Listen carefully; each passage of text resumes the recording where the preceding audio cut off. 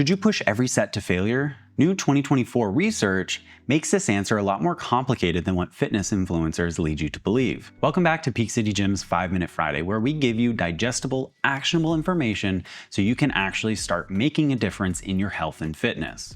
Let's define what training to failure actually is. Because on one hand, it's the inability to do another repetition, but we want to be a little bit more specific than that.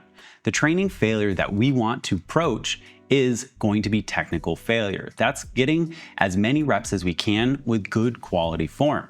There's also another failure called mechanical failure, where you're in essence unable to lift the weight in any way, shape, or form. This 2024 meta-analysis showed a 5% increase in muscle growth the closer we are to failure. But this is where it's important, context determines whether that's right for you. In essence, training to failure provides more muscle growth because we're incorporating more muscle motor unit. That means more parts of our muscle are getting incorporated in the movement each and every time we train. Not many people know this, but the entire muscle is not working each and every repetition of every set. Our muscles work essentially using as minimal amount of muscle tissue as necessary to lift the weight.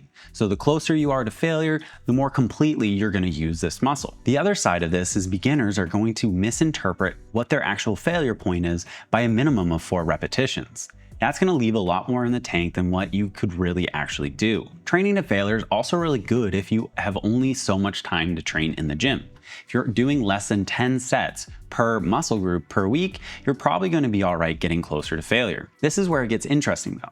If you're training more frequently and doing more sets per muscle group over the course of a week, you're probably going to run into an issue with fatigue and recovery. When we're training to failure, we're pushing our body at a much higher intensity, potentially increasing the risk of injuries, and also just putting our body through a lot more stress and strain throughout the course of the week. So the more training we do, the more likely we are to either hurt ourselves or just really get a lot of fatigue and unable to push ourselves any harder in the gym. We also see dramatically increased risks of injury when it comes to these big compound movements, pushing ourselves to that failure point. This goes back to the technical and mechanical failure that I mentioned earlier. Technical failure is the ability to push ourselves to where we're unable to perform another repetition with good form. That's important.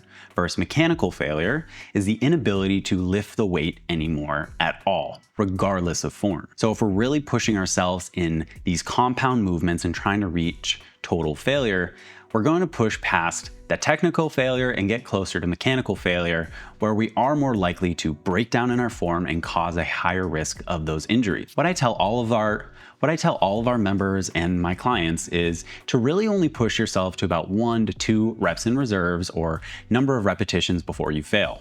Now, this is more important on usually isolation movements where you have a much lower risk of injury. When it comes to compound movements, if you're not really comfortable with those, maybe you leave a little bit more reps in reserve or the ability to do a couple more repetitions. And then as you develop the confidence or the skills necessary, you can start to push that closer and closer to the 1 to 2 reps in reserve. The other thing is you don't have to hit complete failure every single set of that exercise. If you're doing 2 to 3, maybe even 4 sets of that exercise, maybe you only need to hit failure on that 4th round. 2024 research really doesn't change anything. It just gives us better context as to how we should train and when we should train to failure. Essentially, for the people that I train, the adults over 40, it's not really necessary that we totally maximize every single ounce of muscle. It's more important that we stay healthy and stay training in the gym and consistent in the gym. So what that means is keep at least 2 reps in reserve on each and every exercise to help mitigate and limit the risks of injury due to breakdown in form.